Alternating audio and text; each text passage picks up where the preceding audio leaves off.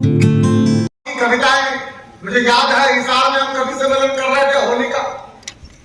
जब उन्होंने कविता पढ़ी बाबा योगी पर तो लोग कुर्सियों से उछल गए थे।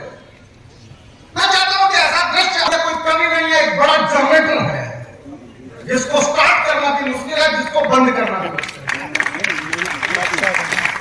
स्टार्ट आप लोग कर दो, बंद करना मुझे आता है। बाबा स्टार्ट ऐसे नहीं होगा। अपने याद होगा जब बड़ा जनरेटर स्टार्ट किया करते थे तो पूरा मोहल्ला इकट्ठा होया करता था, याद आप लोगों को?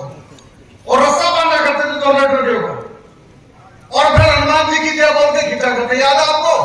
जय बजरंगबली। हाँ,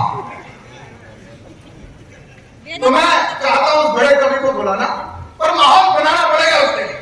माहौल का बनेगा जब हाथ उठाकर तालियां बजाते हुए आप बुलाएंगे अपना यूज करेंगे।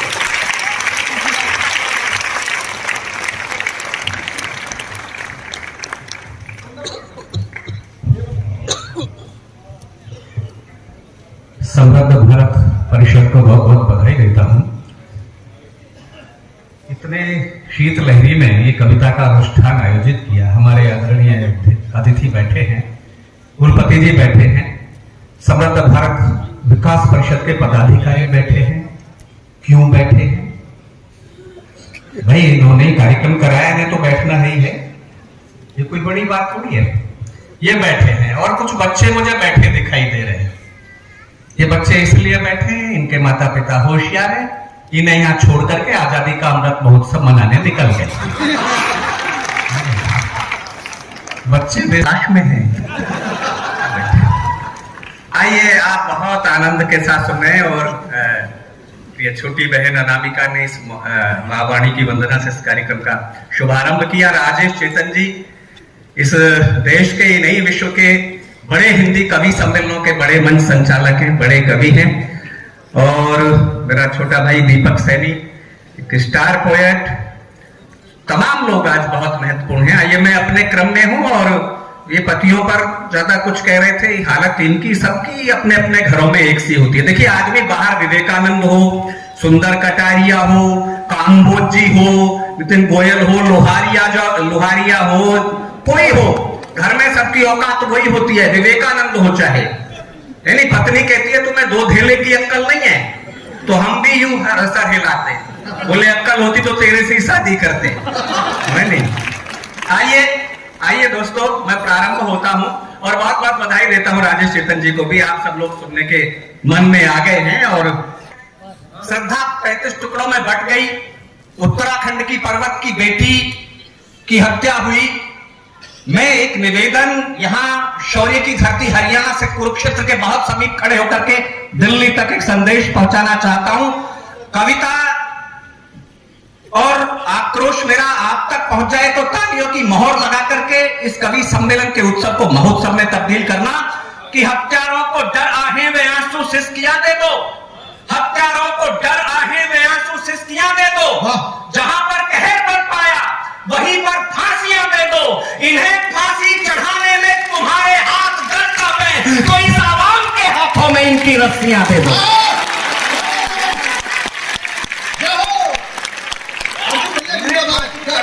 तुम्हारे हाथ तो इस आवाम के हाथों में इनकी रस्सियां दे दो। वो मिले हैदराबाद वाले दोनों बंधु, बोले भारत माता की जय नहीं बोलेंगे, हमारी गर्दन पर आरी रख दो, भारत माता की जय नहीं बोलेंगे। हैदराबाद में कार्यक्रम में थे राजेश चेतन जी के साथ। राजेश जी ने पूछ लिया, मिले, बोले भाई क्या नहीं बोलोगे? बोले भारत माता की जय। बोले जरा जोर से बताना क्या नहीं बोलोगे? बोले भारत माता की जय। बोले हट, 2 बार बुलवा लिया, ये भारत माता की जय नहीं बोले। मैं एक और बात कहना चाहता हूं। सदन मोहर लगाएगा कि कायरता से इतिहास नहीं गढ़े जाते, कायरता से इतिहास नहीं गढ़े जाते। जो पीठ दिखला दे उनसे युद्ध नहीं लड़े जाते। कायरता से इतिहास दुगले बात छोड़ा था पृथ्वीराज चौहान को, पृथ्वीराज चौहान ने मोहम्मद गौरी को। ये इस देश की संस्कृति है। कायरता से इतिहास नहीं गढ़े जाते, जो पीठ दिखला दे उनसे युद्ध नहीं लड़े जाते। तू भारत माता की जय बोलना भी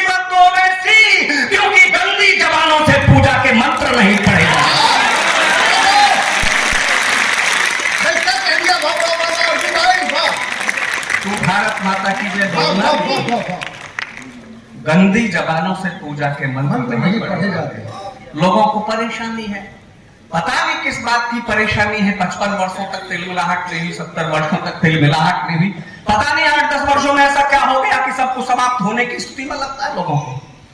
तब कहना चाहता हूं, जब यूक्रेन में भारत का झंडा लेकर के वो लोग जो हिंदुस्तान के समाप्त होने के सपने देखते हैं, हमारे पड़ोसी, वो भी तिरंगा लेकर के निकले और सुरक्षित अपने घरों तक पहुंचे, तब कहता हूं हम फिर भारत का बल विक्रम पौरुष बतलाने निकल पड़े।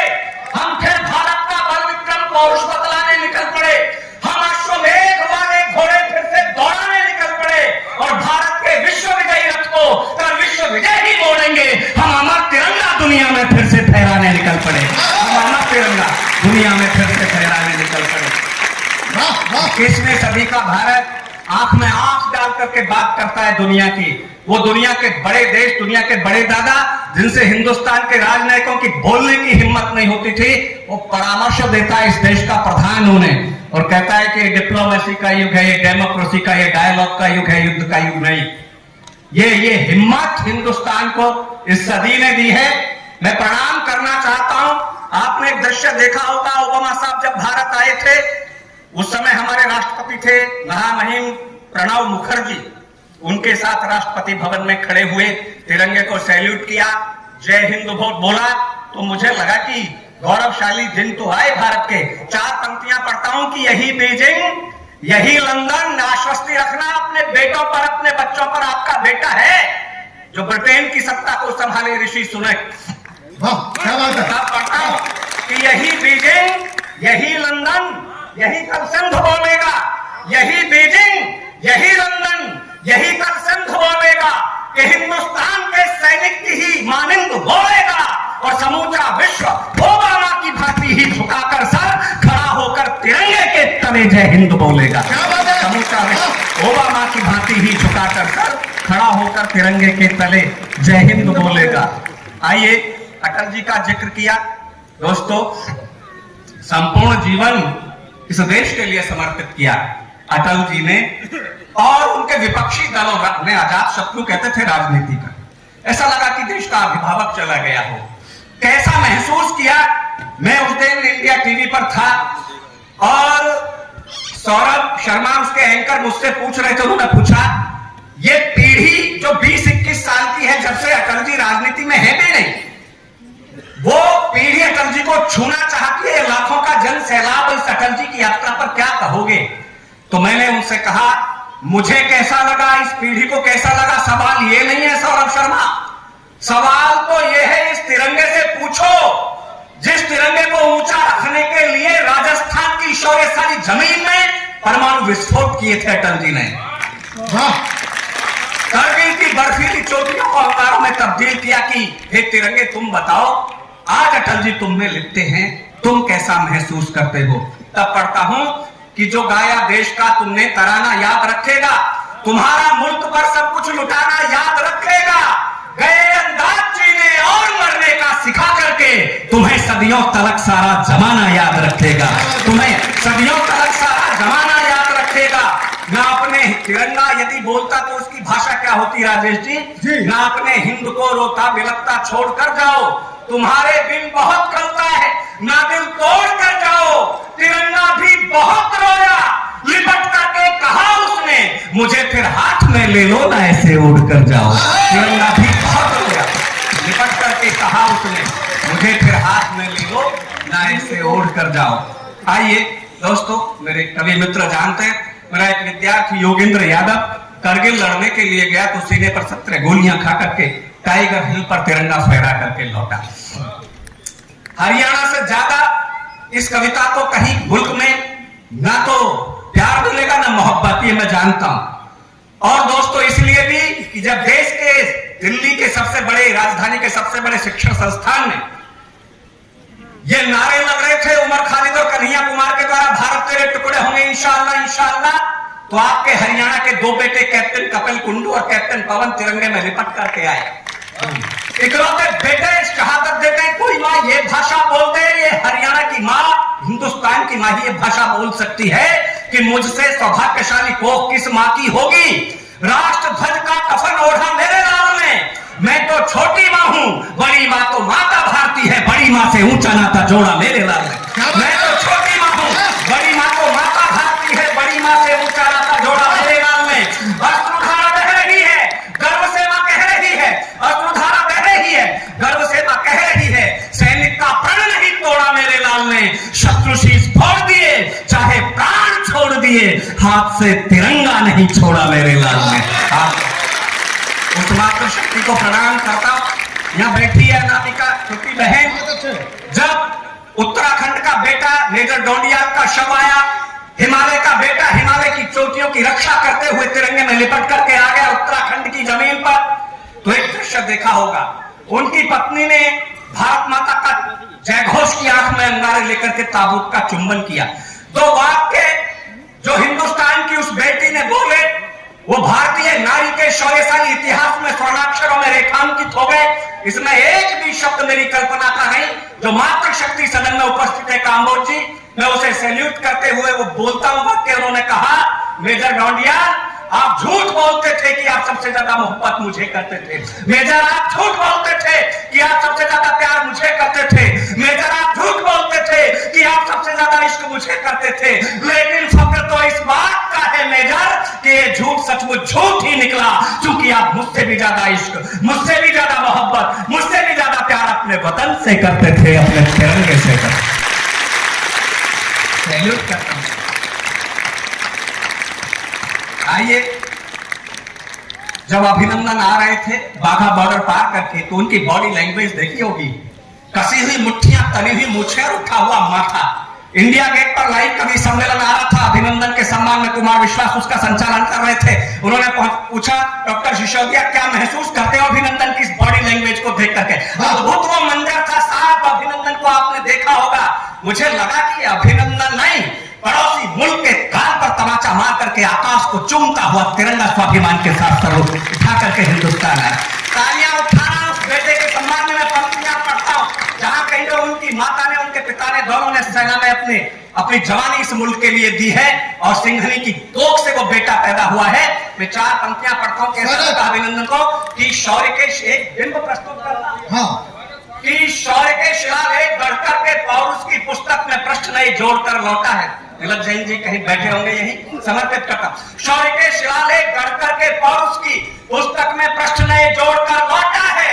वंदन अभिनंदन का एक और नचिकेता यम की कलाई को मरोड़ कर लौटा है। वंदन तालियां कमजोर है, थोड़ा साउंड इसकी आवाज बढ़ा दो। वंदन अभिनंदन का एक और नचिकेता, वंदन अभिनंदन का एक और नचिकेता यम की कलाई को मरोड़ कर लौटा है। तो मृत्यु के ललाट पर लिखी है जय गाथा फिर विस्फोट देखना चाहता हूं इस सदन में कि आप वो बेटे जो कहीं -50 डिग्री के तापमान में अब भी दुश्मन की तरफ अपनी संगीने किए हुए होंगे बंदूक की, तब हम यहाँ ये कार्यक्रम आयोजित कर रहे हैं, आप कैसा महसूस करते हैं ये मुझे सूचित करना। कि शौर्य के शिलालेख गढ़कर के पौरुष की पुस्तक में प्रश्न नहीं जोड़कर लौटा है। वंदन अभिनंदन का एक और नचिकेता यम की कलाई को मरोड़ कर लौटा है। तो मृत्यु के ललाट पर लिखी है जय गाथा फिर, काल के कपाल पर लिखी है जय गाथा फिर, ठोकरों के भी निशान छोड़ कर लौटा है, और कौरवों के दल में घुसकर अकेले ही अभिमन्यु चक्रव्यूह तोड़ कर लौटा है।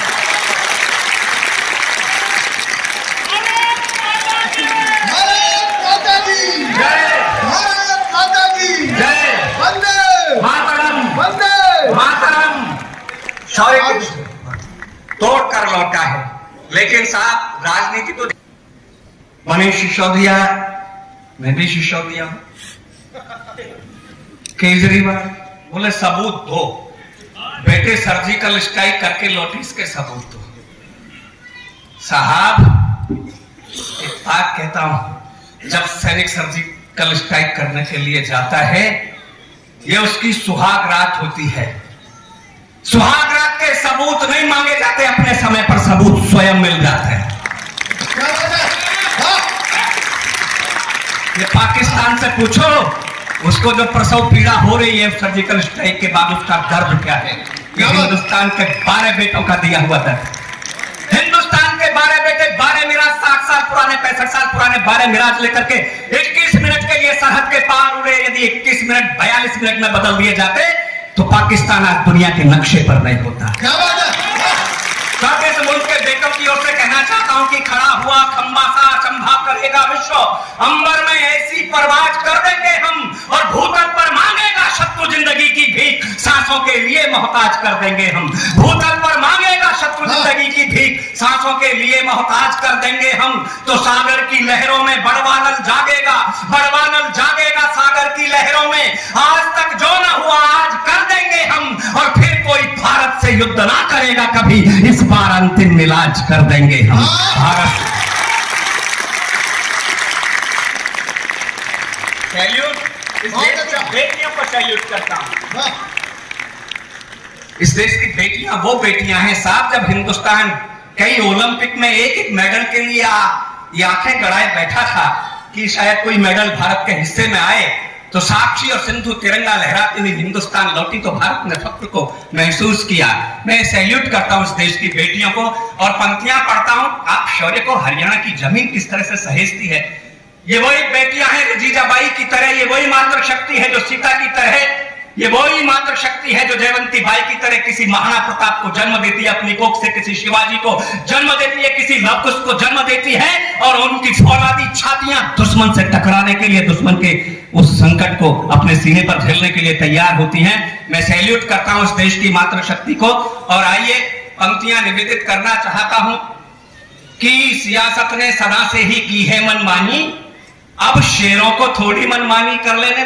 आपने जब से हाथ खोले, थोड़े से डोकलाम में खोले, थोड़े से तवांग में खोले। 9 दिसंबर याद है आपको?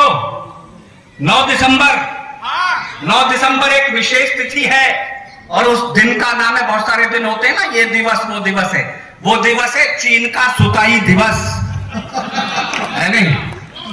कुटाई दिवस। ये कुटाई, तालियां उठाओ तो उन पेटों के लिए। वो कह रहे कि वो चीन भारत को आंखें दिखा रहा है, विपक्ष को, चीन भारत को आंखें दिखा रहा है। उसकी खुद की आंख उसे खुद नहीं दिखाई देती, वो हमें आंख दिखाएगा। 4 फुट 4.5 फुट नेशनल हाइट है, इससे बड़े लोग दिखाई दे जाएं तो समझना हिसार के लोगों का वहां आना जाना लगा रहा होगा, नहीं, वो हमें आंखें दिखाएगा। अच्छा, उधर एक बिलावल है, बिलावल, वो कह रहा था हम इंजन कश्मीर को छीन करके पाकिस्तान में मिला लेंगे। मैंने कहा आपके नाना भुट्टो साहब कहा करते थे हम जोधपुर में लंच करेंगे दिल्ली में जाकर के डिनर। आपकी माँ ये सपना देखती हुई चली गई। सुबह सवेरे होने व हिंदुस्तान के बेटों की ओर से वो बेटे कविता नहीं करते राजेश जी। हाँ। एक बार आधी अधूरा सा एक भाव एक सैनिक का, और मेरे तो हर पीढ़ी में सैनिक रहे, उसने मेरे सामने व्यक्त किया, मैंने उसे वैसे ही जोड़ जाड़ के आपके सामने रखता हूं। तो उसने कहा, बोले ये लंच करेंगे दिल्ली में, जोधपुर में, बोले सुबह सवेरे होने वाले ब्रॉडकास्ट में निपटा देंगे, हर हर बम बम बोल के प्यारे एक ब्लास्ट में निपटा देंगे, और पेशावर लाहौर कराची पूरा पाकिस्तान तुम्हारा, भारत मां के वीर बहादुर ब्रेकफास्ट में निपटा देंगे। ये तो लाहौर से रोक लिया था शास्त्री जी ने, ताशकंद में समझौता हो गया, बाद में इंदिरा जी ने रोक लिया, बाद में अटल जी ने भी रोक लिया। आइए मैं कुछ पंक्तियां निवेदित करना चाहता हूं। एक सैनिक लड़ता कैसे सरहद पर। प्रिय योगेंद्र से मैंने पूछा, सीने पर 17 गोलियां लगी, इस तरह से तुमने झंडा फहराया, तो मैं रोमांचित हो गया। वो शक्ति कौन सी होती जिसके दम पर ये मरने का जज्बा तुम्हारे पास होता है? तो उसने जो बताया मैं वो पढ़ रहा हूं कि रात थी अंधेरी और मैं करगिल गया 5 दिन रहा। रात थी अंधेरी और दूर था प्रभात, किंतु हौसला था भरपूर, साथ में तिरंगा था।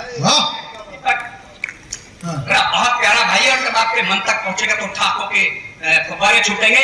रात थी अंधेरी और दूर था प्रभात, किंतु हौसला था भरपूर, साथ में तिरंगा था। तिरंगे के सिवा कुछ और नहीं सूझता था, हर एक सैनिक की बात में तिरंगा था।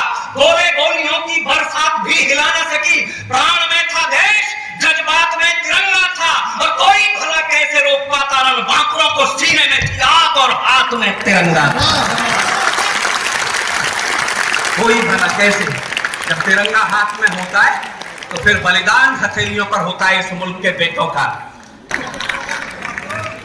आइए मैं तिरंगे के नाम कुछ पंक्तियां पढ़ना चाहता हूं दोस्तों, और आप मेरे लायक हो गए हैं, पूरे मन से आप सुनना। एक बार अपने सम्मान में जोरदार तालियां आप उठा दें।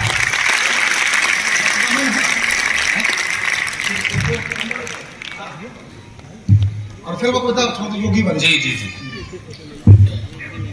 आइए। मैं जानता हूँ सेना पुलिस में कौन जाते हैं जिनसे घर में माँ बाप परेशान, स्कूल में मास्टर जी परेशान और थोड़े बहुत मोहल्ले वाले भी। लेकिन जब वही बेटे तिरंगे में लिपट करके आते इस देश की शौर्य स्वाभिमान की रक्षा करते हुए, तो कामबोज साहब इस मुल्क को सैल्यूट करना पड़ता है पांव छू करके। मैं प्रणाम करता हूँ इस देश की नौजवान पीढ़ियों को, आपका समर्थन मिले उन बेटों के जो सरहद पर खड़े हैं कि इनसे भले ही व्यवहार में हो भूल चूक, फिर भी ये मस्त जिंदगानी काम आएगी। इनसे भले ही व्यवहार में हो भूल चूक, फिर भी ये मस्त जिंदगानी काम आएगी। कभी कभी मानी और कभी नहीं मानी वह की है जो इन्होंने मनमानी काम आएगी। जब जब कंस शिशुपाल के बढ़ेंगे पाप, जब जब कंस शिशुपाल के बढ़ेंगे पाप, नटखट कृष्ण की कहानी काम आएगी। देश को जरूरत पड़ेगी जब खून की, तो अल्हड़ सी यही नौजवानी काम आएगी। सब देश इन्हीं बेटों की तरफ देखेगा। बहुत अच्छे दोस्तों, 13 दिसंबर 2001 भी सबको याद होगा, जब लाल किले से आपकी भाषा बोलने वाली राजनीति नेताओं के नीचे छुपने की जगह खोज रही थी। इस मुल्क की नौजवान पीढ़ी अपना मस्तक देकर के विश्व के सबसे बड़े लोकतंत्र के मंदिर को गिरने से बचा रही थी। तब पढ़ता हूं इनके समर्थन में कि पथभ्रष्ट होने का कलंक जो लगाया गया, हमने वो आत्म बलिदान से मिटा दिया। पथभ्रष्ट होने का कलंक जो लगाया गया, हमने वो आत्म बलिदान से मिटा दिया।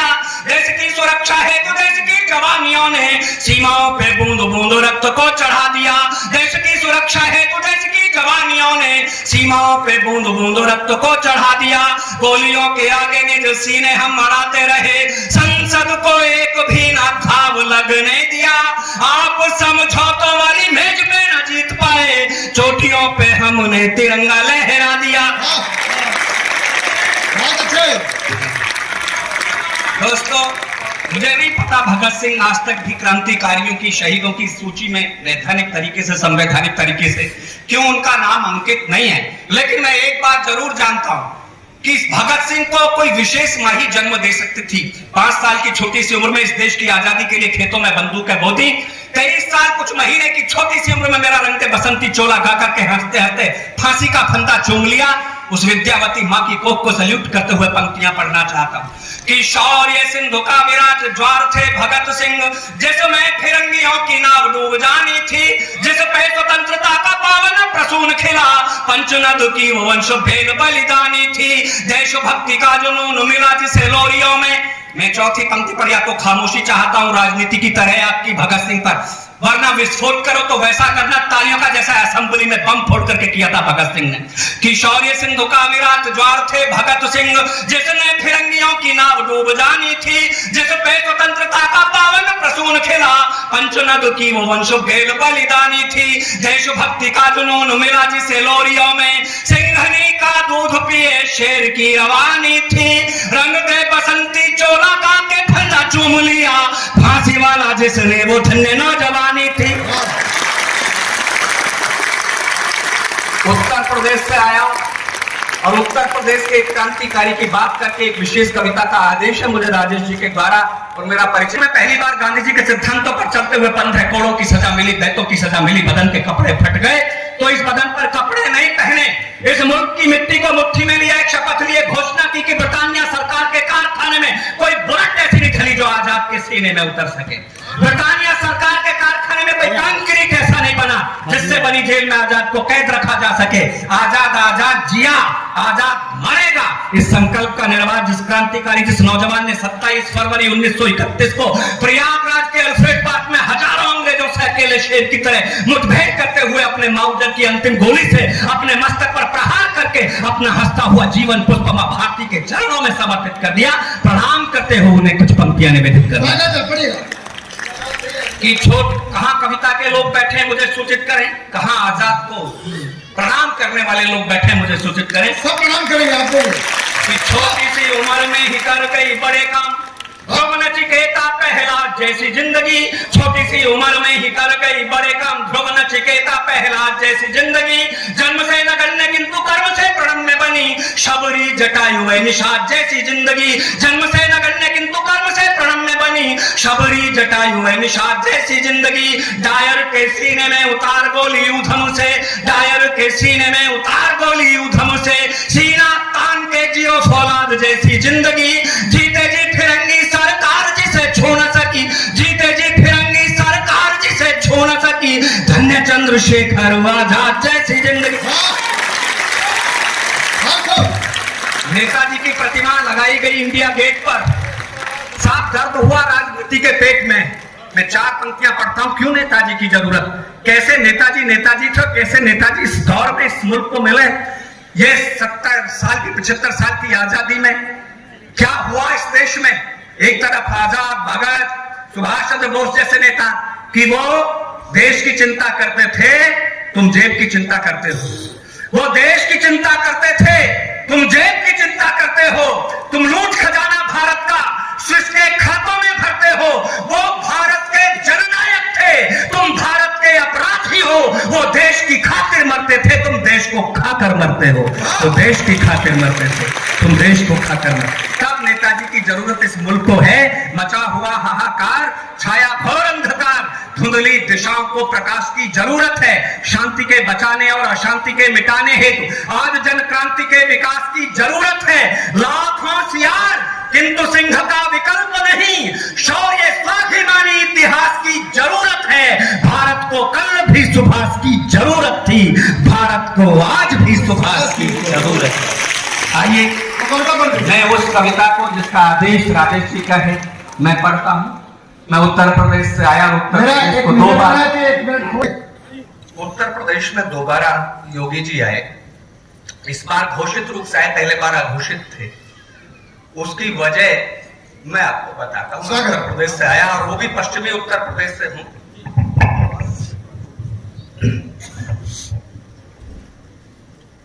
मैं प्रारंभ होता हूं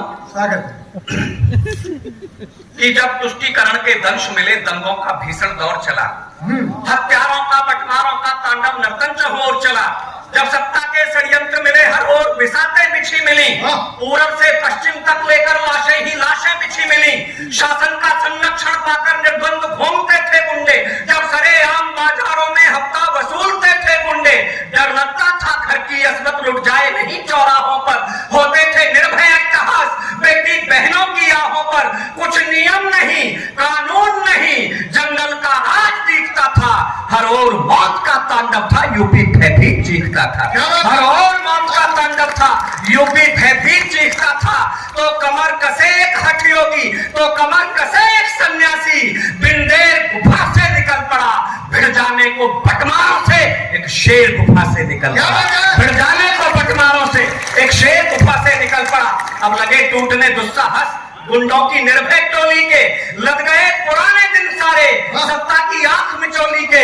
सब खत्म हो गए खेल सुनो खूनी खंजर की होली के, अब बने निशाने अपराधी खाकी वर्दी की गोली के। अब बने वर्दी का अपना कोई चरित्र नहीं, जो राजनीति का चरित्र होता है वही वर्दी का चरित्र होता है। साहब जो वर्दी कल भैंस ढूंढ रही थी रामपुर में, वो वर्दी हमारे उत्तर प्रदेश की पुलिस अतिथि देवो भव की परंपरा का बहुत सम्मान करती, फॉर्चूनर लेकर के जाती अपराधी के घर, कहते हैं आइए बैठिए।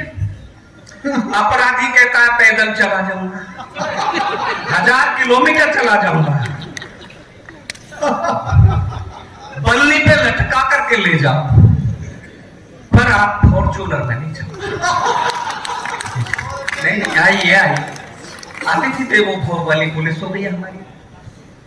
अब बने निशाने अपराधी खाकी वर्दी की गोली के, गुंडों ने घुटने टिका दिए, घबराकर वर्दी के आगे। कुछ छोड़ गए उत्तर प्रदेश, कुछ वापस जेलों में भागे। तो तालियां कमजोर है आपकी, तो छोड़ गए उत्तर प्रदेश, कुछ वापस जेलों में भागे। मिल गई जमानत उनको भी, मिल गई जमानत उसको भी, वापस करने की अर्जी थी। भयमुक्त हुआ सारा प्रदेश, जैसी बाबा की मर्जी थी। भयमुक्त हुआ सारा प्रदेश, जैसी बाबा की मर्जी थी। कुछ बैसाखी पर झूल गए, कुछ लेकर सांस उधार गए, कुछ बैसाखी पर झूल गए, कुछ लेकर सांस उधार गए। कुछ मिले 72 हूरों से, कुछ सीधे हम के द्वार गए। कुछ मिले 72 हूरों से, कुछ सीधे हम के द्वार गए। तो जिन नामों के आगे अंकित हत्या, अपहरण, फिरौती थी। जिन नामों के आगे अंकित हत्या, अपहरण, फिरौती थी, रख दिए ठोक कर वो गुंडे। यूपी जिनकी बापोती थी, रख दिए ठोक कर वो गुंडे। यूपी जिनकी बापोती थी, तो आजम अतीक और अंसारी, आजम अतीक और अंसारी, हत्यारे मुन्ना बजरंगी, एडी थर के रगड़ दिए बाबा ने सारे हुड़दंगी। क्या बात है, क्या बात है भाई। आजम अतीक और अंसारी, हत्यारे मुन्ना बजरंगी, एडी थर के रगड़ दिए बाबा ने सारे हुड़दंगी।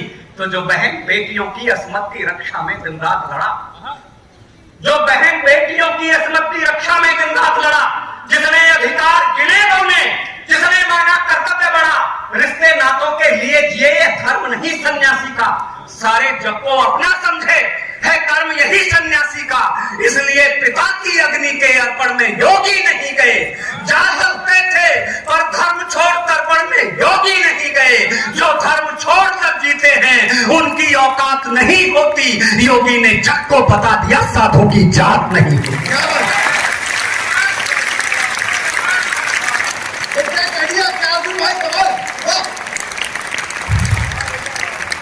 जो बहन बेटियों की अस्मत की रक्षा में दिन रात लड़ा, जिसने अधिकार गिने बोने, जिसने माना कर्तव्य बढ़ा, रिश्ते नातों के लिए जिए, ये धर्म नहीं सन्यासी का, सारे जग को अपना समझे, है कर्म यही सन्यासी का। इसलिए पिता की अग्नि के अर्पण में योगी नहीं गए।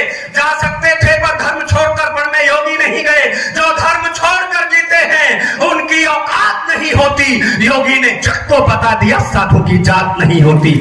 ना घर कोई ना जात कोई, संकल्प एक मानवता का, केवल हम हैं जो वसुधैव कुटुंबकम की बात करते हैं। ना घर कोई, सर्वे भवन्तु सुखिनः का संदेश केवल भारत के सन्यासी देते।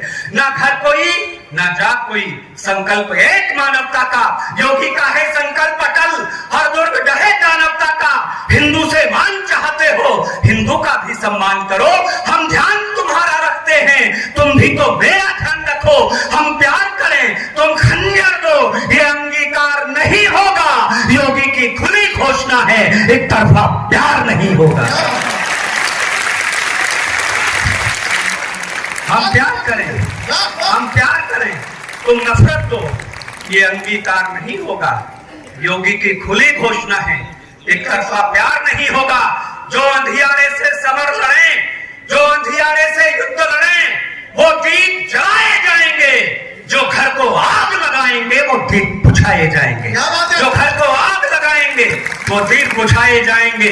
हिंदुत्व न हो अब अपमानित, उद्घोष यही सन्यासी का।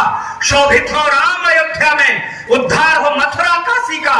जब मंदिर का निर्णय आया तो फिर बेहूदे स्वर जागे, विष बुझी जवानें जाग उठी, नफरत वाले मंजर जागे। निर्णय आया तो आने दो, राघव का त्राण नहीं होगा। 493 साल प्रतीक्षा की हिंदू समाज ने देश के विभाजन के पश्चात। नहीं आपने सौंपा तो नहीं सौंपा, लेकिन माननीय सर्वोच्च न्यायालय के निर्णय के बाद 5 शताब्दियों को हिंदुओं को मंदिर बनाने का एक अवसर मिला अयोध्या में अपने आराध्य का। तब आप कंटेम्प्ट ऑफ कोर्ट की भाषा कैसे बोल सकते हैं कि मंदिर नहीं बनेगा?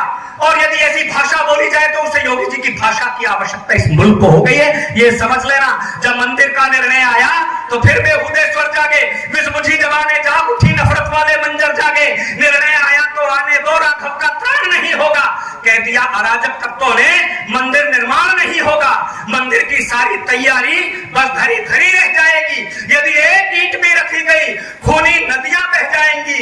बाबा ने बोल दिया, जिसमें दम हो वो आकर दिखलाए, जिसने हो माँ का दूध पिया, एक ईंट हिलाकर दिखलाए।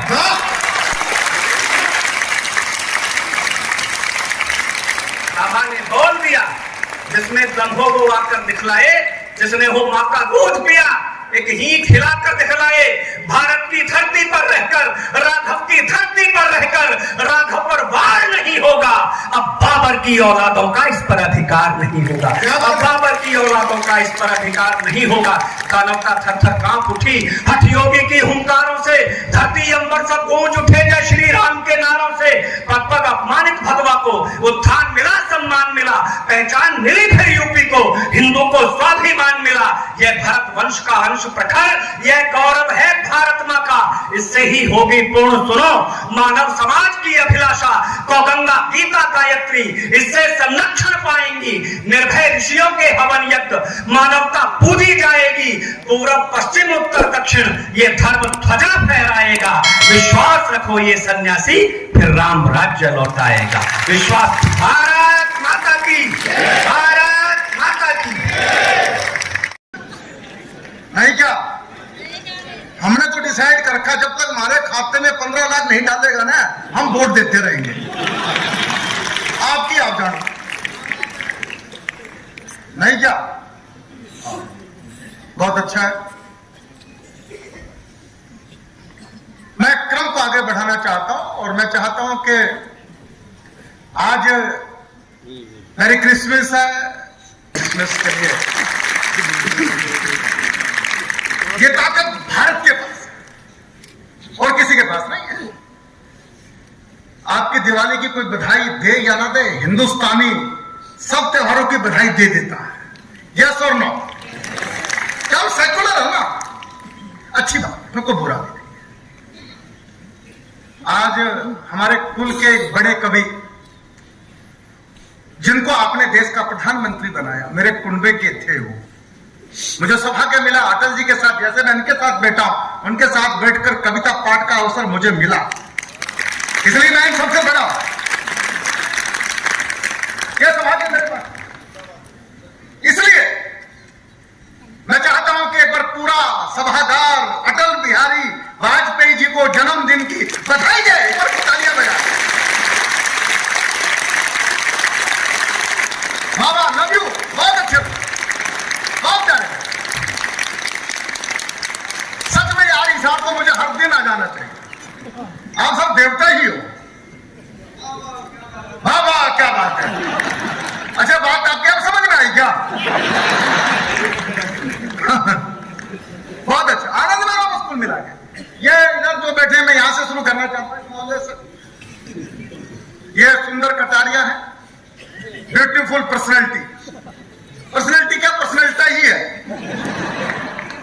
नाम है सुंदर कटारिया। देखिए हम सब हरियाणा के वासी हैं, मैं भी हरियाणा का हूं, आप भी हरियाणा के।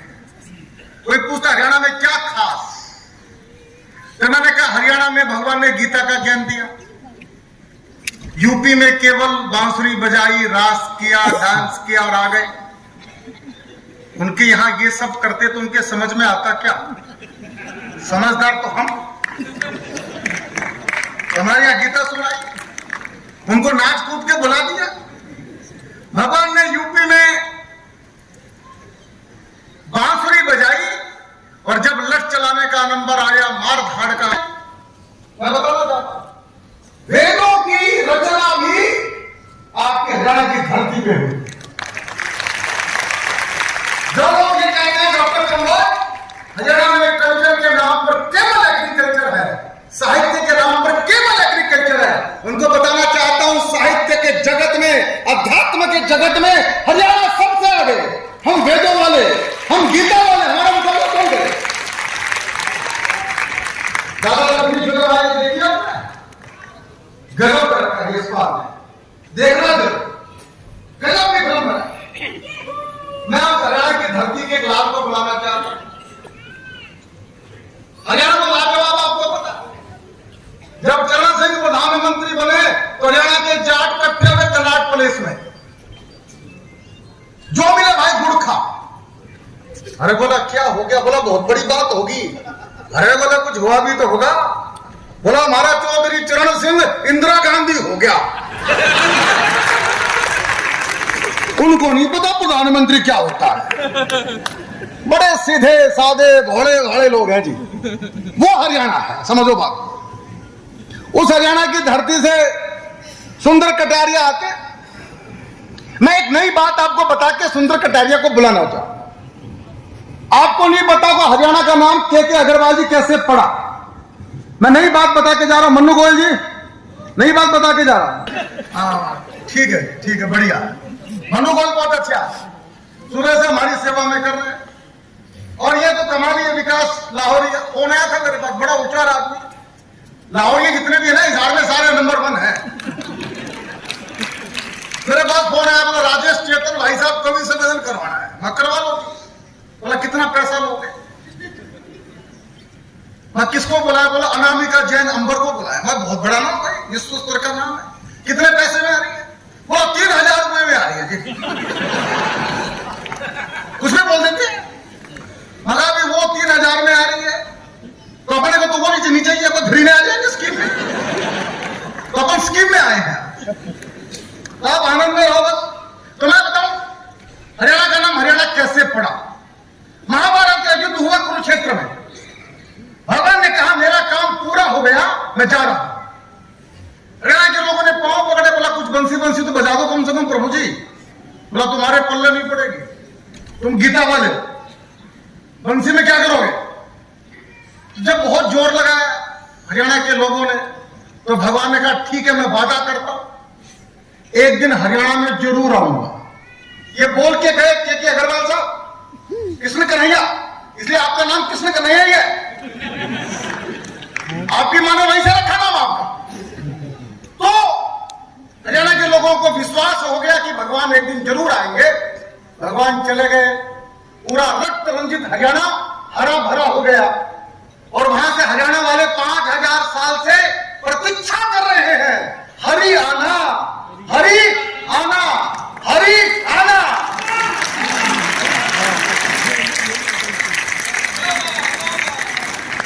हरियाणा का मतलब है हरि के आगमन की प्रतीक्षा, और कुछ नहीं है हरियाणा, हम ही हैं जो हरि के आगमन की प्रतीक्षा कर रहे हैं, अलग पावड़े बिछाकर खड़े हैं, और एक दिन आएगा, मैं बताना कब।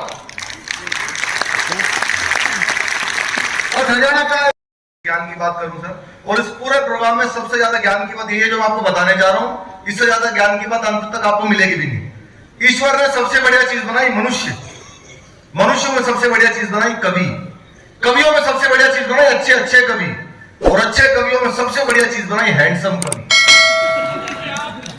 एक हैंडसम कवि आप सभी को प्रणाम करता है। ये सारे हैंड पंप रखे हुए हैं भैया, ये आवाज नहीं आ रही, मेरे को मॉनिटर खोल दो और इनको खत्म कर दो बिल्कुल। बहुत सारे टेंशन का माहौल है, बहुत बड़े बड़े कवि आपने हिसार के अंदर बुलाए आज। मैं बहुत छोटा कवि हूँ, बहुत छोटा कवि हूँ भाई साहब। मेरा कविताओं में केवल इतना योगदान है जितना हमारी क्रिकेट टीम में अनुष्का शर्मा का। बढ़िया बढ़िया, ये अनामिका के बराबर में मुझे बिठा दिया। आप पहले अनामिका जी को देखो, फिर मुझे देखो, हालांकि आप ऐसा ही कर रहे हो। आपको बिल्कुल ऐसा लगेगा जैसे सानिया मिर्जा के बाद मलिंगा देख लिया। अच्छा मैं मलिंगा देखा, मुझे मलिंगा सुन के एक अंकल वो भी हंस रहे हैं जिनकी अपनी खोपड़ी जयसूर्या के जैसी है।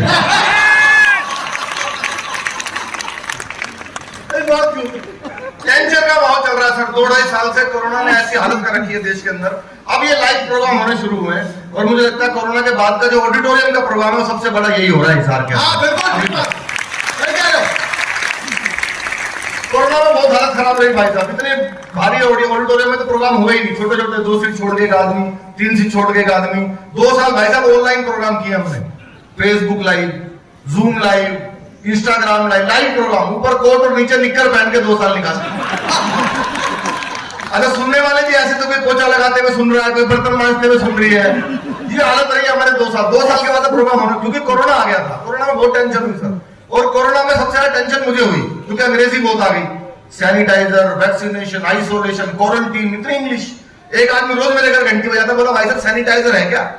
मैंने कहा मेरे पास तो नहीं। अगले दिन फिर आया, बोला भाई साहब सैनिटाइजर मिलेगा थोड़ा सा? मैंने कहा मेरे पास तो। अगले दिन फिर आ गया, बोला भाई साहब सैनिटाइजर दे दो। मैंने कहा मैं कहां से लाऊं? बोला आपके घर के बाहर लिखा हुआ है सैनी। मैंने कहा सैनी देख के सैनिटाइजर मांगी, अच्छा है मैं चड्डा नहीं हूं।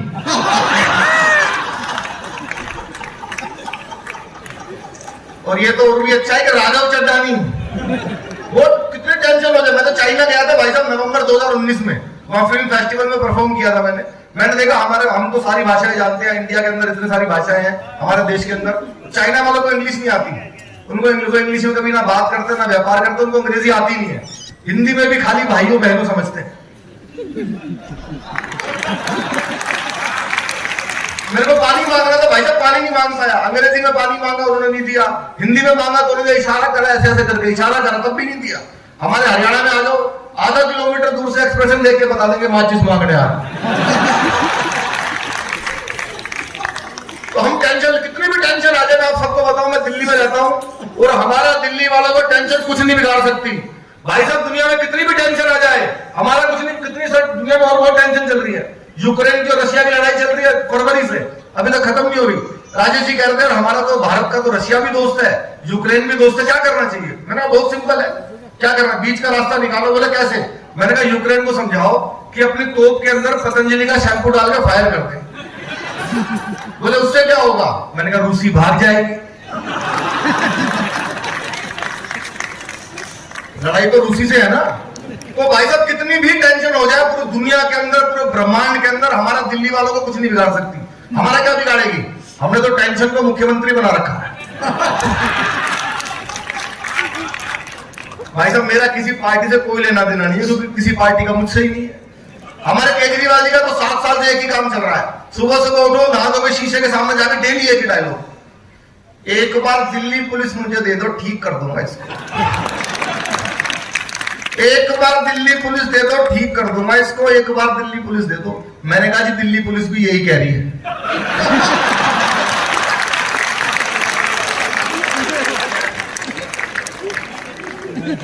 एक बार दे दो बस।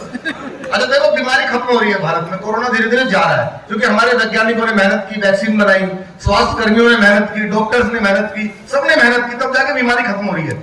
हमारे केजरीवाल जी का दावा है कि उन्होंने पूरी दिल्ली से डेंगू खत्म कर दिया, और कर भी दिया। पता है भाई साहब कैसे किया? पूरी दिल्ली में बड़े बड़े होर्डिंग लगवाए 200-200 फीट के, उस पर लिखवाया डेंगू का मच्छर साफ पानी में भी पनप सकता है, नीचे उनका फोटो।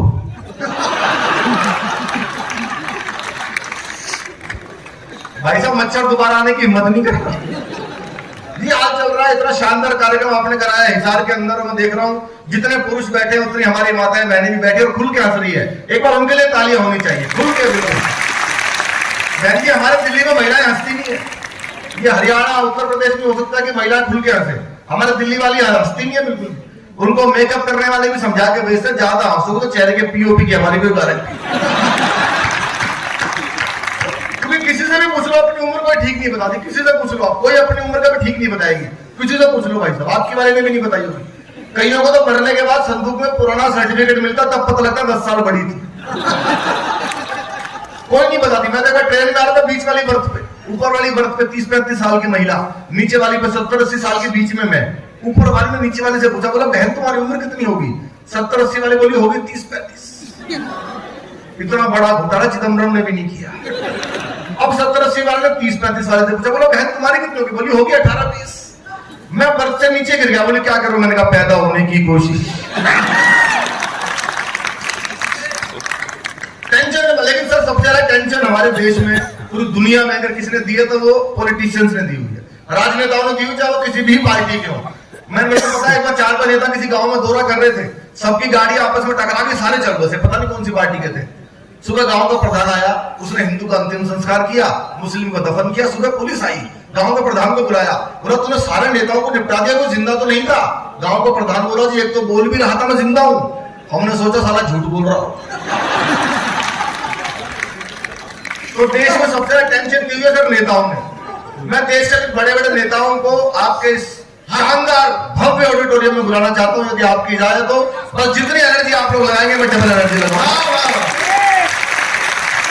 बहुत ही शानदार आपका ये ऑडिटोरियम है, चौधरी रणवीर सिंह जी ऑडिटोरियम, भव्य ऑडिटोरियम, इतना बड़ा मंच, इस पर तो आप पूरा ओलंपिक करवा लो, दंगल करवा लो कहीं कहीं।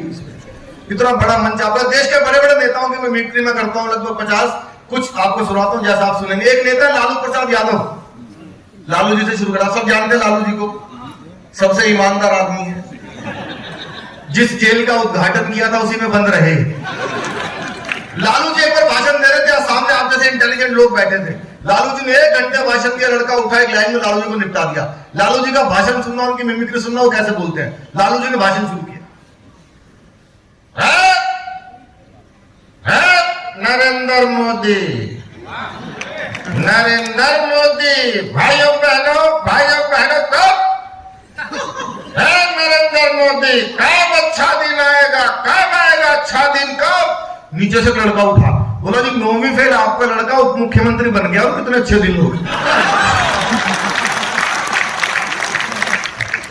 और कितने अच्छे दिन हो गए। एक नेता है क्या थे, नवजोत सिंह सिद्धू, अब थे ही, अब थोड़ी है। अब पता नहीं कौन सी पार्टी में आएंगे, 26 जनवरी को निकल रहे जेल से वो। मैं लाफ्टर थ्री में सबसे यंग पार्टिसिपेंट था। हम लोगों को माइक ले जाकर रखना होता था, सिद्धू जी सामने बैठते थे, उनको हंसना होता था। आपने सिद्धू जी का भाषण सुना है सबने, 2-2 किलोमीटर लंबे भाषण। भाई साहब एक बार सिद्धू जी बोलना अगर शुरू कर दें, या तो भगवान रुकवा सकता है या इमरान रुकवा सकता है। एक नया लड़का आया, उसने जैसे लिया, गुरु मैं कहता हूं तुझ में वो बात है, तू ही है जो सागर को नदी, दशक को सदी बना देगा। बुरा माय डियर फ्रेंड, तुझ में वो कला है, नदियां नाले पर्वत झरने का अगर सागर।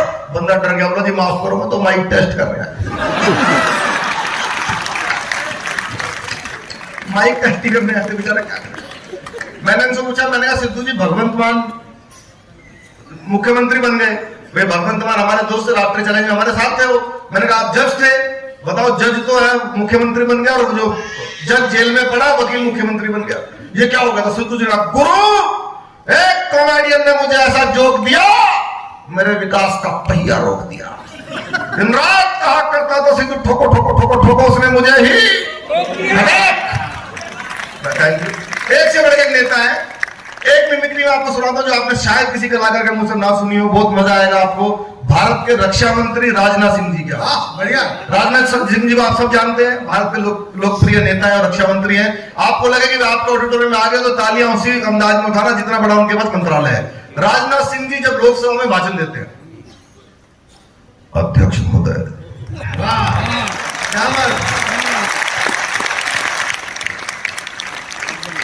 जहां तक प्रश्न पाकिस्तान का है तो हमारी सरकार यह स्पष्ट कर चुकी है कि पाकिस्तान से कश्मीर पर कभी कोई बात नहीं होगी, बात यदि होगी तो पीओके पर होगी।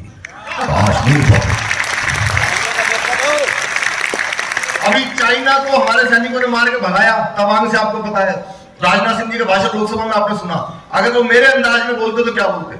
भाइयों बहनों, अध्यक्ष महोदय, जहां तक प्रश्न तवांग का है, हमारे सैनिकों ने चाइनीज सैनिकों को बहुत पीटा है, डंडों से पीटा है, कंटीली तारों से बांधा है और चाइनीज आओ माओ चाओ माओ करते करते भाग गए।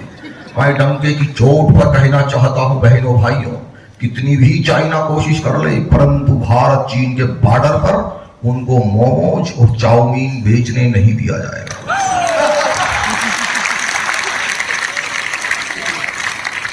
बहुत सारी आवाजें हैं। एक और आवाज है जिनकी मिमिक्री आपने किसी से शायद ना सुनी हो, भारत के गृह मंत्री अमित शाह जी की आवाज सुनिए आपने किसी से? अमित शाह जी के आवाज नहीं, क्या कोई कर ही नहीं रहा? कर भी रहा होगा तो कर नहीं पा रहा होगा, क्योंकि अमित शाह जी है। अमित शाह जी मेरे बहुत पसंदीदा नेता है, भारत के गृह मंत्री। हमारा जो प्रोग्राम आता है कहने भी तो यार गुड न्यूज टुडे पर सैटरडे संडे, उसमें मैं हर बार अमित शाह जी की मिमिक्री करता हूँ। आपको लगे कि अमित शाह जी ऐसे बोलते हैं, रैलियां चल रही थी चुनावों में, पहले देखना वो चुनावों में कैसे बोलते हैं, फिर अगर वो यहाँ आते तो आपको क्या भाषण देते। रैलियों में अमित शाह जी भाषण देते, देखिए ये राहुल बाबा कहते हैं इनको विकास दिखाई नहीं देता है। राहुल बाबा आपको कभी विकास दिखाई नहीं देगा भाई, आपकी आंखों पर तो इटालियन चश्मा चढ़ा हुआ है। अगर वो यहाँ पे आते आपके बीच में, देखिए ये समृद्ध भारत परिषद का कार्यक्रम है, मैं मेरी और 135 करोड़ लोगों की तरफ से आपको शुभकामनाएं देता हूं। कवि सम्मेलन चल रहा है भाई, जितने भी लोग यहाँ पर उपस्थित हैं और जो लोग भी तालियां नहीं बजाते हैं उनको हम देखेंगे।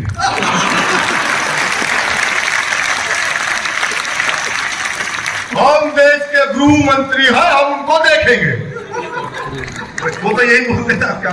लेकिन एक आवाज है जो पूरी दुनिया में गूंज रही है, हमारे प्रधानमंत्री नरेंद्र मोदी जी की। उनको सब लोग सुनते हैं। मैं भाई साहब 12 देशों में गया हूँ, मैंने देखा बाहर जब शोज होते हैं दुबई में, ओमान में, चाइना में, तो पाकिस्तान के लोग भी ऑडियंस से सुनने आते हैं उनको। मोदी जी का भाषण बहुत पॉपुलर है, जो पसंद करता है वो तो सुनता ही है, जो नहीं करता वो 2 बार सुनता है।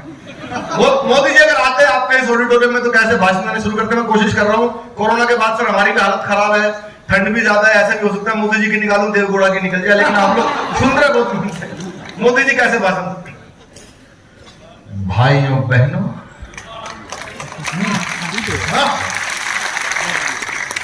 मेरे देश में और देश के उत्तम प्रदेश हरियाणा में चौधरी रणवीर सिंह जी ऑडिटोरियम में यह शानदार कार्यक्रम चल रहा है, तो मैं मेरी और 135 करोड़ भारतीयों की तरफ से आपको शुभकामनाएं देता हूं। शानदार कार्यक्रम चल रहा है, राजेश चेतन जी संचालन कर रहे हैं, दीपक सैनी कविता पढ़ रहे हैं, प्रस्तुति दे रहे हैं। दीपक सैनी को बुलाना चाहिए कि नहीं बुलाना चाहिए? बुलाना चाहिए कि नहीं बुलाना चाहिए?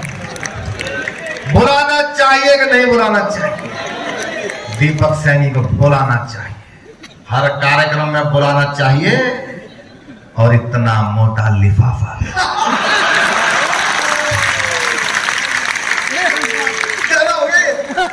ज्यादा मोटा हो गया, काम बोलती 10 की गड्डी है। टेंशन। मोदी जी अभी पिछले दिनों बहन जी मेरे सपने में आए। आपने घटना सुनी होगी, हरियाणा, पंजाब, राजस्थान की बहुत बड़ी घटना थी पिछले 4-5 साल पहले, कि सारी महिलाओं को चोटी काट के ले गया। पता है ना आपको? हाँ, चोटी कटवा गैंग आया था, आज तक नहीं पता वो किसने काटी। कई तो रिपोर्टर्स की कट गई जो वो रिपोर्टिंग करने आई थी, पर ये नहीं पता काटी किसने। मोदी जी मेरे सपने में आए, मैंने कहा मोदी जी सबकी महिलाओं की चोटी कट रही है, आप देश के प्रधानमंत्री हो तो कुछ करो।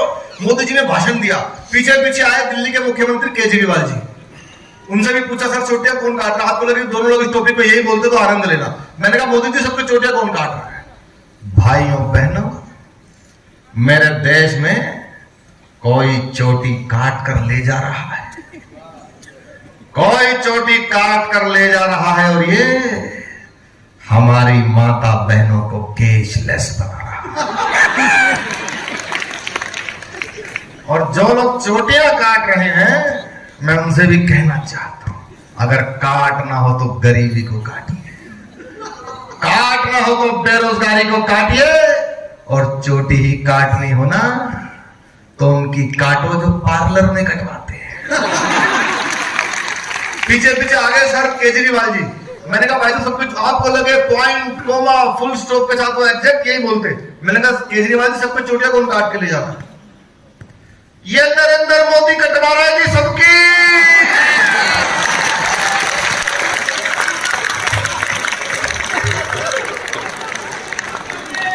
ये सारी चोटी नरेंद्र मोदी कटवा रहा है, कोई नहीं कटवा रहा है, इनके सारे मंत्री गंजे हैं। मैंने कहा आपके भी तो मंत्री गंजे, मनीष सिसोदिया खुद गंजा है। गंजा मत कह देना, मनीष को गंजा नहीं है वो, गंजा मत कह देना, लोकपाल मानते मानते सरकार तिरपाल उड़ गया। केजरीवाल जी सर अद्भुत व्यक्तित्व है, वो किसी भी टॉपिक पे बोल सकते हैं, जिसपे मतलब भगवान भी मना करते ना कि मैं नहीं बोल रहा, वो उस बात को भी सच साबित कर सकते हैं। उनके एक मंत्री जेल में पड़े, पता है ना आपको? स्वास्थ्य मंत्री जेल में पड़े, और उन्होंने कहा कि मेरी याददाश्त चली गई। अब केजरीवाल जी मेरे सपने में आया, मैंने कहा भाई साहब फिर क्या कर रहे हो वहां पे, आपके मंत्री जेल में पड़े हैं। तो नेता वही होता है जो अपने हर काम को साबित करते हैं कि वो सही हो रहा है। दोस्तों आज मैं एक अपील करना चाहता हूं पूरी भारत सरकार से। मैंने कहा जी मेरे एक मंत्री जेल में डाल रखे हैं, मोदी जी ने जेल के अंदर डाल रखा है उनको, और उसकी याददाश्त चली गई, सब कुछ भूल गया वो, उसको बस इतना याद है कि मेरी याददाश्त गई है। मैंने खुद देखा है उसकी याददाश्त को जाते हुए, मेरे सामने गई है उसकी याददाश्त, मेरी उससे बात हुई है, मेरे सामने गई है, ऐसे हरे रंग की थी। अरे वो तो इतना बड़ा मंत्री है, उसको क्या जरूरत पड़ी यार? वो चाहता तो याददाश्त को रोक सकता था दोस्तों, वो रोक सकता था, पर उसको वो तो दुनिया के लिए अस्पताल बनाना था, देश के लिए अस्पताल बनाना था, वो तो मोहल्ला क्लिनिक बना, वो तो दवाइयों में खा रहा था, दवाइयां खिला रहा था लोगों को, उसको क्या जरूरत पड़ी? वो रोक सकता। मैंने कहा क्या चाहिए? मेरी एक ही अपील है मोदी जी से, जहां कहीं भी उसकी याददाश्त मिल जाए उसको जल्द से जल्द ले आए। अगर मेरा हिसाब किताब भूल गया तो बड़ी दिक्कत हो जाएगी। टेंशन है, बहुत सारे नेता हैं जिनकी मैं मिमिक्री करता हूँ। अच्छा, एक और याद आ गया अचानक से, क्योंकि बहुत सारे करूंगा, सारी करूंगा तो बहुत टाइम हो जाएगा। एक और आपको मिमिक्री सुनाता हूं जो आपने शायद कभी किसी के मुंह से नहीं सुनी होगी। बहुत आनंद आएगा आपको। मिमिक्री के सबसे योग्य पात्र पूरे भारत की राजनीति में है हमारे बड़े भाई परम आदरणीय श्री राहुल गांधी जी। सर हंसना नहीं है आप? नहीं, मैं बिल्कुल उनके लिए कुछ नहीं सुनूंगा।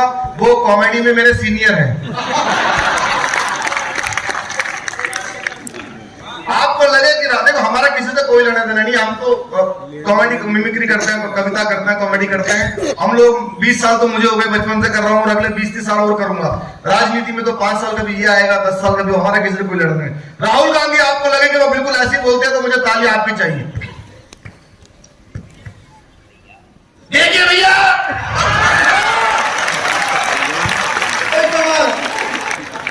देखिए भैया, खत्म भैया, टाटा बाय बाय, गए भैया बाय बाय, अब आएगा मजा। ये जो कविता है, ये जो लाफ्टर है, ये जो कॉमेडी है, ये कैसे होती है भैया? How is it possible? ये गोदी मीडिया आपको नहीं बताएगा, मैं बताता हूं भैया। ये जो समृद्ध भारत परिषद है, ये पैसा देता है, हम लोग करते हैं भैया खत्म, टाटा बाय बाय, अब आएगा मजा भैया, अब आएगा मजा। ये जो लोग जा रहे हैं, भगवान करे इनके सबके सपने में राहुल गांधी ही आए और वो भी इसी अवस्था में आए जिस अवस्था में अभी है, दाढ़ी बड़ी हुई। हाँ, बहुत सारे नेता है। एक और नेता है हमारे दिल्ली से सांसद है, मेरे मित्र भी हैं, मनोज तिवारी जी। हाँ, हरियाणा में पता नहीं लोग उनको सुनते नहीं सुनते हैं, क्योंकि पूर्वांचल से है वो। मनोज तिवारी जी को आप सब जानते ही हैं, रिंकिया के पापा। मनोज तिवारी जी कैसे बात करते? अरे भैया, जानते हैं आप लोग, ये जो कविता होती है ना, ये बहुत पवित्र होती है, और जो भी कविता पर ताली नहीं ना बजाता है उसको छठी मैया पाप देती है। अच्छा, अचानक एक और मुझे ध्यान आ गई, बहुत आनंद आएगा और मुझे लगता है हरियाणा में तो सबसे ज्यादा आनंद आएगा। मैंने सबसे पहले हरियाणा में परफॉर्म किया था, राकेश टिकैत जी किया हुआ है। हो सकता है आप में से काफी लोगों ने सुनी भी हो। राकेश टिकैत जी की मिमिक्री मैंने की थी और पिछले नवंबर में पूरी दुनिया में वायरल भी हुई थी। हमारी टीम वर्ल्ड कप से भाई साहब बाहर हो गई। 2020 वर्ल्ड कप से पता है ना आपको, न्यूजीलैंड से भी हार गए, उससे भी हार गए, हमारी टीम वर्ल्ड कप से बाहर हो गई। अब राकेश टिकैत जी मेरे सपने में आए। मैंने कहा टिकैत साहब क्या करना चाहिए बताओ, कोई सोल्यूशन बताओ। अब देसी आदमी क्या सोल्यूशन बताएगा? मैंने कहा टिकैत साहब हमारी टीम वर्ल्ड कप से बाहर हो गई, पिछले साल भी बाहर हो गई थी, क्या करें? आपको आनंद आए तो फिर मुझे तालियां आपकी चाहिए, आपको लगे राकेश टिकैत जी आ गए तो। मैंने कहा टिकैत साहब क्या करें, टीम वर्ल्ड कप से बाहर हो गई, आंदोलन होगा।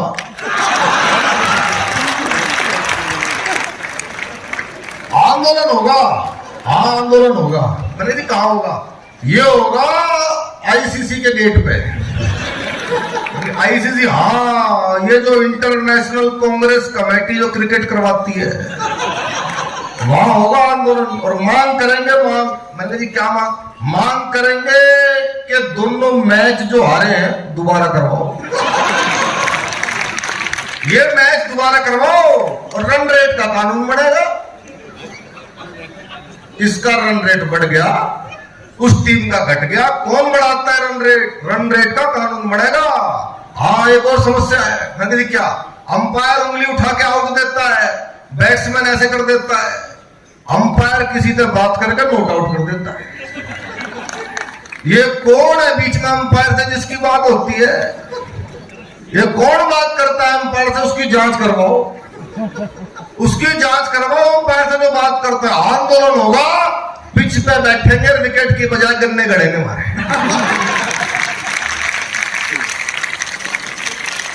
धन्यवाद।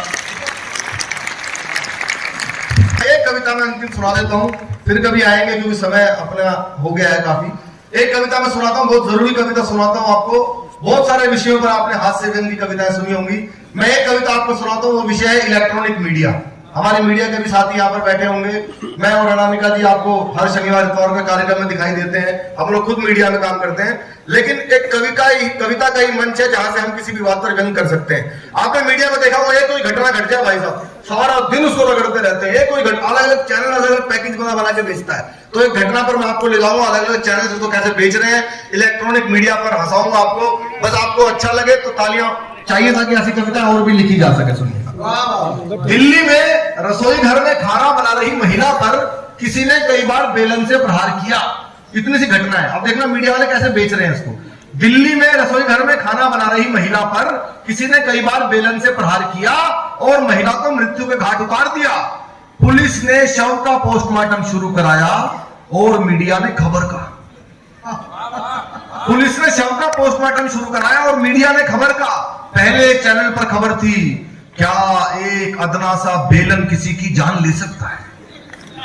क्या प्रभु छोटे से बेलन में इतनी शक्ति दे सकता है? हमारे विशेष संवाददाता जांच के लिए इसकी तह तक जाएंगे और बेलन की सही शक्ति का पता लगाने के लिए कैमरामैन के सर पे आजमाएंगे। दूसरे चैनल पर एक रिपोर्टर खाली जमीन दिखाते हुए बोला, गौर से देखिए इस जमीन को, ये कोई मामूली जमीन नहीं है। उस महिला की मौत की जड़ यही है। 500 साल पहले यहां था एक पेड़ जिसका बेहद मोटा तना था। जी हां, उसी तने की लकड़ी से वो खूनी बेलन बना था। तीसरे चैनल पर खबर थी, नमस्कार, आज का मुख्य सवाल इस प्रकार है, जिस बेलन से महिला की मौत हुई वो किस लकड़ी से बना था? ए नीम, बी शीशम या सी कोई और? अपना मोबाइल फोन उठाकर उसके मैसेज बॉक्स में जाकर टाइप कीजिए BELAN और भेज दीजिए 000 पर। और अपनी प्रस्तुति का अभी तक का सबसे बारीक पेन आप सबके चरणों में रखता हूं। हमारे भाई तिलक जैन जी बैठे हैं, उनको समर्पित करता हूं। हमेशा से बड़े कवि सम्मेलन आयोजन कराते रहते हैं वो। तिलक जी सुनिएगा। चौथे चरण पर खबर थी, नमस्कार, आज हमारे साथ मृतक महिला के पति सुधीर हैं, जो इस वक्त बेहद गंभीर हैं। सुधीर, जैसा कि हमें पता चला है कि आप दफ्तर से जल्दी आने वाले थे, अपनी पत्नी के हाथ से बने पकौड़े खाने वाले थे। दर्शक आपसे जानना चाहते हैं, आपको ज्यादा किस चीज का दुख है? दर्शक आपसे जानना चाहते हैं, आपको ज्यादा किस चीज का दुख है? पत्नी के मर जाने का या पकौड़े ना खा पाने का? इतना सुनकर सुधीर रो दिए। रिपोर्टर फिर बोला, सर थोड़ी देर अपना गम दबा लीजिए, मन को मत मारिए, पकौड़े बाहर से मंगा लीजिए। बस इससे ज्यादा मैं नहीं देख पाया। इलेक्ट्रॉनिक मीडिया का द्वंद, तुरंत अपना टेलीविजन किया बंद और ये विचार किया कि अच्छा, मीडिया वाले कुछ भी दिखाते हैं। सुबह से क्रिसमस चल रहा है, समृद्ध भारत परिवार ने कवि सम्मेलन करा, सुबह से क्रिसमस दिखा रहे हैं बहन जी। कल मैं कार्यक्रम में था, रिपोर्टर मेरे पास माइक लेके आ गई, बोली सर मैं 5 सवाल पूछूंगी, आपको क्रिसमस से लेकर आपको जवाब देना। मैंने कहा जी पूछ। बोली आप ये बताइए, क्रिसमस जब आता है तो कौन सा जोडियक साइन से शुरू होता है? मैंने कहा मैं सनातनी हिंदू, मुझे क्या लेना देना क्रिसमस से। उसके बाद उसकी हिम्मत ही नहीं हुई क्रिसमस का सवाल पूछा। कुछ भी पूछते हैं भाई साहब। तुरंत अपना टेलीविजन किया बंद और ये विचार किया कि सबसे अलग दिखने की चाह में ये झूठ के पालने में इतना झूल गए कि सारे मीडिया चैनल तो सत्य दिखाना ही भूल गए। ये इधर उधर से उल जुल खबरें सहेजते हैं, फिर उसे मन चाहे दाम पर बेचते हैं। और हकीकत तो यह है दोस्तों, सबसे तेज होने का दावा करने वाले ये चैनल्स धीरे से ही सही और सत्य सत्य और केवल सत्य दिखाएंगे तो हमारे देश में हत्यारे, चोर, अपराधी, भ्रष्टाचारी, बलात्कारी शायद नहीं पनप पाएंगे। बहुत बहुत शुक्रिया आप सबको, नए साल की बहुत बहुत शुभकामनाएं।